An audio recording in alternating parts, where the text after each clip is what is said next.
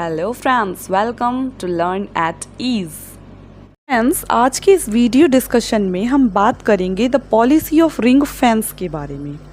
So basically ये policy जो है सब्सिडरी अलायंस पॉलिसी का ही एक छोटा स्वरूप है, यानी कि जो रिंग फेंस पॉलिसी है वो अपने आप में सब्सिडरी अलायंस पॉलिसी का एक एक्सटेंशन है। सब्सिडरी अलायंस पॉलिसी के अंदर ब्रिटिशर्स ने बहुत सारी कंडीशंस को इंडियन रूलर्स पे अप्लाई किया था और रिंग फेंस पॉलिसी के तहत ब्रिटिशर्स ने केवल एक कंडीशन को इंडियन रूलर्स के ऊपर इम्प्लाई किया। तो चलिए जानते हैं इस पॉलिसी के बारे में।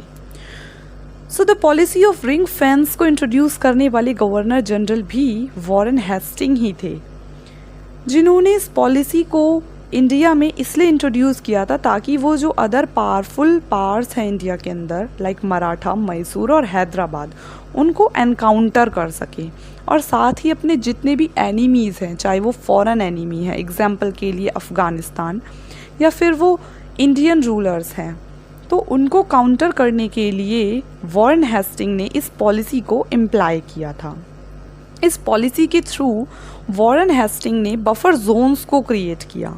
बफर जोन का मतलब होता है एनिमी पावर और आपकी पावर के बीच में एक ऐसे स्टेट को क्रिएट करना जो कि दोनों के बीच में एक पीस को बनाए रखे, यानी कि एक ऐसा बॉर्डर क्रिएट करना जो बफर हो, जिसके थ्रू आपकी जो टेरिटरी है वो काफ़ी सेफ रह सके और एनिमी उस पर बहुत जल्दी अटैक नहीं कर पाए।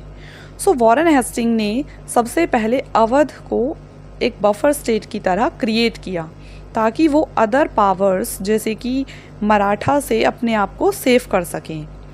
इसी तरीके से वॉरेन हेस्टिंग ने बंगाल को भी बफर स्टेट की तरह क्रिएट किया था।